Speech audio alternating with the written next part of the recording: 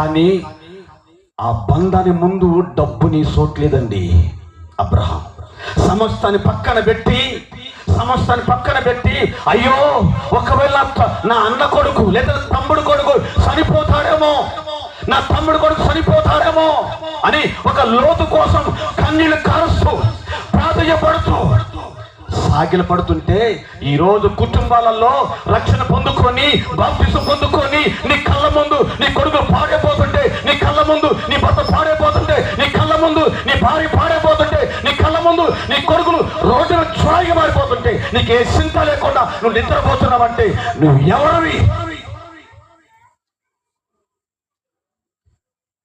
నువ్వు చర్చికి వెళ్ళి ప్రార్థన చేస్తుంటే నీ కొడుకు ఎక్కడున్నాడు? ఏం నేర్పుతున్నావు కుటుంబానికి?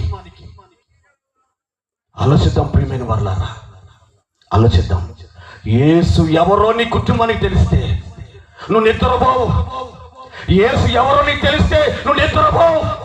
ఒక్క రాత్రి కూడా నువ్వు నిద్రపోవు. అనంత లోకాన్ని కనబడతా ఉంటది.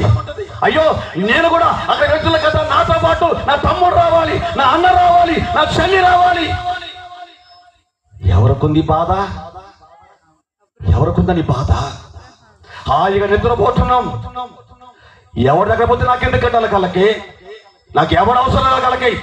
ఎవడి బలం నాకు అవసరం లేదు. ఎవడి బలం నాకు అవసరం లేదు. నేను సింగిల్ హ్యాండ్, నేను ఎలాగైనా పోతా కళ్ళకి అనుకుంటున్నావు. ఈరోజు సమాజంలో అనుకుంటున్నావు సమాజంలో. కానీ కంటున్నాడు అబ్రహాం, అయ్యా నా రక్త సంబంధాన్ని కాపాడు ప్రభువా, నా రక్త సంబంధాన్ని కాపాడు ప్రభువా అని కన్నీళ్లు కారుస్తూ ప్రాధేయపడుతుంటే ఈరోజు నువ్వు ఎలా నిద్రపోతున్నావు? వాళ్ళకి కళ్ళ ముందు కనబడుతున్న మనిషిని ప్రేమించకపోతే ఎక్కడో ఉన్న దేవుణ్ణి ప్రేమిస్తావంట. ఎలా ప్రేమిస్తావు? లేచిన కానించి అసూయతో, క్రోధముతో, కక్షలతో, భేదాలతో, ఎన్నో రకరకాల ఆలోచనతో బతుకుతుంటే నిన్ను ఎలా ప్రేమిస్తాడు దేవుళ్ళకి? వద్దండి, ఈ లోకంలో ఉన్నవన్నీ అశాశ్వతమై ఒక్కటే శాశ్వతం. యేసు ఎవరో నీకు తెలిస్తే, నువ్వు గుర్తెరిగితే, నీ కుటుంబం కోసం నువ్వు ప్రాధేయపడితే నీ కుటుంబం క్షేమముగా దేవుని సన్నిధిలో ఉంటది. స్తోత్రం కలుగును గాక. ఒక మాట లోకాసువార్త 19వ అధ్యాయం, త్వరగా లోకాసువార్త 19వ అధ్యాయం. అక్కడ రాయబడిన ఒక విషయం, ఇది మనకు బాగా తెలిసిన విషయాలకి